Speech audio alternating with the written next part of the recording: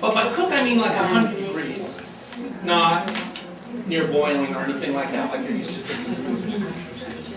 Okay, so this is nice to see because this is what you're looking for in your pot. And you can see like I'm only making a half-gallon cheese shirt. It's totally doable. Okay?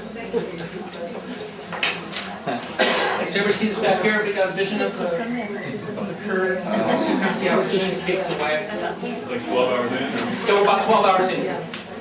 We're a little longer. I was trying to plan this demo and it was a little hard timing-wise. So some people do a cut here. I think you need to experiment with whether or not you want to cut. If you were going to cut, they make these really, in a commercial situation, they got these knives that cut this way and cut this way and make like perfectly sized cubes. At home, what I do is I go 45 this way and then 45 this way. I kind of make a few cuts. What I'm trying to do is I'm trying to make a smaller size chunk of the curd and then once I make that cut, I'm going to increase surface area and it's going to start to expel more of its whey. And again, starting from the beginning, that's what you want to get rid of. You want to get rid of the whey protein and the water and leave yourself with casein protein and bound with the fats, bound with the salts. Yeah, I would leave it this pan while I cut it. And if you cut it then, you let it what's called healing. It's going to literally heal. So all those surfaces now that you've created are going to heal.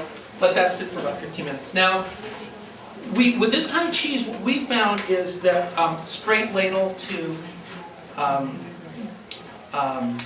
mold is the way that we go. You could take this into a colander lined with cheesecloth. That would be a way to do it. We have these little molds because we're trying to make these kinds of cheeses, so I'm going to show you that and kind of how this thing looks. So, gentle, gentle, gentle. And you can already see that I've already started to lose some of the whey off of this. This is called the curd here that I'm ladling. And you'll see on French labels sometimes, like ladled by hand, is like a term, and it just means literally that like the cheese it means that it's been more gently treated than in a commercial situation. So with this kind of mold, then I'm going to go over here. I like this little setup. We've got this kind of thing going. Anything that allows you to get it above the whey and to catch the whey, because you should save the whey. You can feed it to your chickens. You can make ricotta. There's a lot of things you can do with the whey. So this is just a perforated thing over what's called a hotel pan. You can all figure this out. Stainless steel though, way better. You're going to corrode.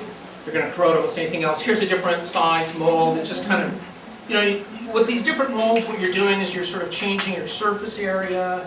You're sort of changing your shape because there's, like a lot of this reference is to, particularly with this kind of goat cheese, the reference is all these French recipes, and they all have a very local, proprietary shape that's protected and oh, holy smokes! Thanks. Okay, so at this point, I've got the curd in, and I'm going to drain it. And the draining is going to go on for about 12 hours. And at 12 hours, then I'm going to have something like this. And two things. One of the things I do is at 12 hours is, with this mold in particular, I flip it so that it's symmetrically shaped. With this mold, I can't because of how the shape is. I'm going to look at it, and I might let it go another 12. In this case, I have to kind of just the nature of the milk is I kind of let. So this is 12 hours on one side, 12 hours on the other side, and I'm going to kind of break this up.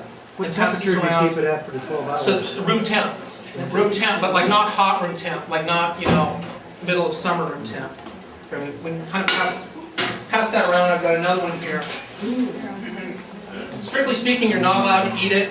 The USDA says that's bad. The other thing I'm going to do at this point is I'm going to salt it. And salting does a few things. Salting is a preservation technique. Salting is going to prevent bad bacteria from forming, but penicillium candidum flourishes in a saline environment. So, I use this Redmond sea salt. I like a little bit of more minerally aspect to it. I would just use anything non-iodized. This is your baby, so use the best salt that you can buy. Now that's about what I do. There's some percentages out there, and I let it drain on a sushi mat in the same setup. I let it drain, and I'm gonna flip it once a day, maybe twice a day. You don't want it to stick. and I'm going to flip it for like 3 days. And then this is the tricky part. It's going to love it if you can age it for several weeks at 55 degrees, 95% humidity. If you really get geeky about this, you're going to convert an old refrigerator. And there's great plans for that on the internet. But like basements, closets, use a humidifier if you've got one you want it, like a very high humid environment and very low temperature. And what's going to happen over that time, and you're going to continue to flip it once a day for that 2 weeks, and you're going to start to develop this penicillin candida. Now, if I start to get a black mold, I just hit it with that spot with a little more salt, and you can really control your molds. But this beautiful, this isn't quite done yet, but this beautiful white fluffy guy here is what you're aiming for. And I'll cut this out. Stephen, would you recommend adding herbs when you salt to this particular type of cheese? I think what I would make it if I was making chev. I would make it and drain it and salt it, and then but like in a big colander, and then add herbs at that moment. I think with this you can do some stuff ashing on the outside, but the interior herbs are not. They're going to throw off flavors in a cheese that you're maybe going to age for a month. It's like. Sometimes there's some cheeses out there that do like have these little sticks through the center of this. So kind of the idea here is where you start to see this texture firm up. You can kind of pass that up. So may I ask, you put salt on the outside? Yeah, that's the only salt that I added to the whole thing. And you didn't add any other culture in penicillin The naturally? penicillin I added at the beginning. Oh, at the beginning? I added penicillin candidum and lactobacillus as starter. You can also spray it on, but we like this technique of adding it to the liquid milk as we're... And there we go, served with Sancerre. Invite us to dinner.